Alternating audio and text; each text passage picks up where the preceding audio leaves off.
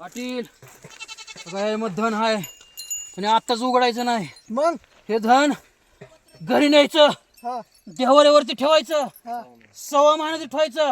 हा इटाळ चांडळ त्याच्या होऊ द्यायचं नाही. हा कोण्या बाईची सावली त्याच्या पडू द्यायची नाही. सव्वा महिन्याने मी येईन आणि मग हे खुलून बघायचं आणि सगळं धन मी त्यावेळेस मी तुम्हाला देणार. चला. चल.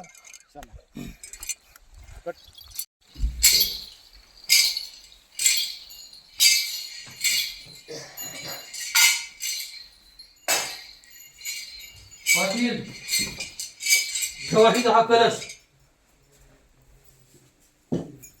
लक्षात ठेवा, सव्वा महिना कोण्या बायची सावली ह्याच्यावर नाही पडली पाहिजेत, हा कोणाची इटा चांडा ह्याला झाला नाही पाहिजेत. हा सव्वा महिन्याने मी येणार आणि स्वतः एवढं कलशभर सोनं मी तुम्हाला काढून देणार. पण मी जे पत्ते सांगितले ते पाळावं लागतात. आणि जर कोणाचा इटा चांडा झाला, कोण्या बायची सावली पडली, तर सगळ्या सोन्याची नाण्याची माती होऊन जाईल बरं का. परत मी बोलून देणार नाही. लक्षात आहे ना? बर बर सव्वा महिना दक्षता घ्या त्याची. येतो मी.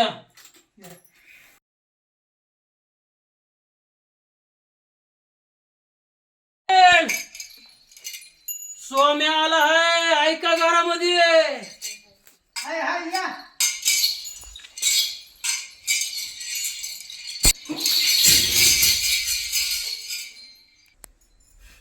पाटील काय मी काय सांगितलं होतं तुम्हाला? सव्वा महिना कोणा बायची सावली पडून देऊ नका. कोणती बाय आलती की त्या घरामध्ये तुमच्या? कोणती आलती माहिती रखमाबाई? तुम्हाला सांगितलं होतं ना कोणत्या बायला घरामध्ये येऊ नका. काय त्या झालं? रखमाबाईची सावली पडली त्याच्यावरती. सगळ्या धनाचं स्नातच माती झाली. माझी लखाबाई मला सांगती. चला मी तुम्हाला दाखवतो. चला चला हातात आलेली सगळी तुम्ही घालवली. सांगितलं तुम्हाला कोणाला घेऊ देऊ नका सव्वा महिनाभर. पण तुम्ही माझं ऐकलं नाही.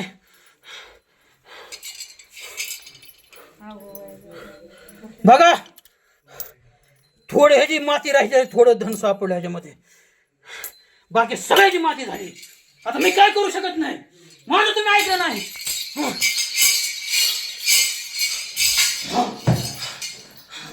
ऐकलं नाही काय नाही. माझं सांगितलं होतं. हातात आलेली संधी घालवली. आता मी काय करू शकत नाही. नकाबाईला चिडली. आता माझं राहिलं 30,000 आणून द्या. कस काय 30,000 द्यायचं? पहिलं दररोज सांग. 30,000 कुठून द्यायचं? तुम्ही ऐकलं नाही. मी तुम्हाला सांगितलं कोणत्या बाईला घरात येऊन देऊ नका. त्या बाईची सावली पडली. कोण बाई आली घरात? आता सांगितलं रखमाबाई आली होती. त्या रखमाबाईची सावली पडली. थांबा थांबा थांबा, जास्त हो करू नका. बघतो तुमच्याकडे जरा थांबा. कुठे कलश तो?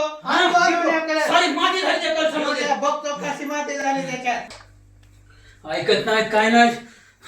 एवढा समजदार पाटील, हे घ्या त्याला सुद्धा कळत नाही. साऱ्या सोन्याचं माती करून टाकली. मला 30,000 रुपये देऊन टाका आता मला पटकन. कसलं 30,000? आवाज ठरलं होतं 90,000. पहिला 60,000 दिल्यात. सोनं झाले कसं 30,000. निघालं? कसलं द्यायचं ते? सोमपत्रास हा कधीच आहे धन? अहो 5-6 पिढ्याचं जुनीचं धन आहे ते. ह्यांना कळत नाही. मी काय करू? 5-6 पिढ्याचं? हा 5-6 पिढ्याचं काय हा मी वाटत काय नाही. सांगतोय? मी काय खोटं बोलतोय काय? माझी काय बोलती? मी नाही बोलत. हे किती साल आहे याच्यावर? आता मला काय माहिती? 6 साल. बघा सर केंद्र फसवता लोकाला. 2000 कधीच आहे? अहो 5-6 हा? पिढ्या जुनं ती. 5-6 पिढ्या टाकून कधीच डोक्यात. कोणाला फसवायला निघाला? बरं नका देऊ माझं पैसे मला. नका देऊ? पोलिसांना फोन नका, नका, नका, करा. मला पैसे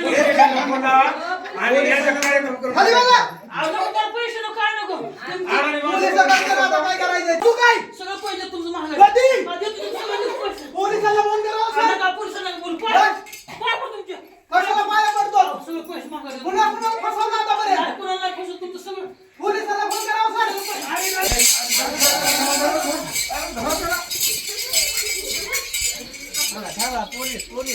पोलिसांच्या हवाले अहो, करा. नाही तुमचं सगळं पैसे तुम्ही. अहो मला सोडा. अहो सगळं पैसे तुम्ही. पैसे नाही पोलिसांच्या हवाले दिला सगळं होईल. अहो सगळं पैसे तुम्ही नाही. आता नाही पण कोणाला फसवणार मी.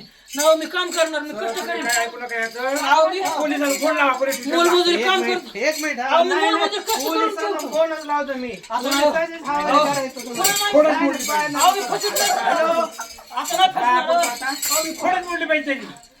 याच्या पुढं करणार आहे नाही, अहो, का? मी कष्ट करणार, फसवणार काम नाही. करून मी जगणार. आता नाही मी असं करणार. कारण काय याच्या पुढे जर काय केलं तर पोलिसाची हवाली करेन तुला. नाही, कष्ट करून जगतो मी, कष्ट करून जगतो. ठीक आहे एवढ्या वेळ सोडून देतो. 60,000 रुपये.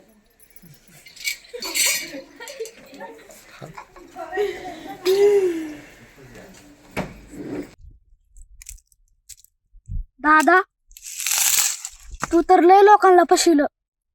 तू लय वाईट वागला रे लोकांकडे. लेकरा, माझी जरी आयुष्यात वाट चुकली असली, तुझी वाट चुकू देऊ नको. डॉक्टर बाबासाहेब आंबेडकरांनी सांगितलं होतं, शिक्षण ही वाघिणीचं दूध असतं आणि हे दूध जो पितो ना तो गुरगुरल्याशिवाय राहत नाही.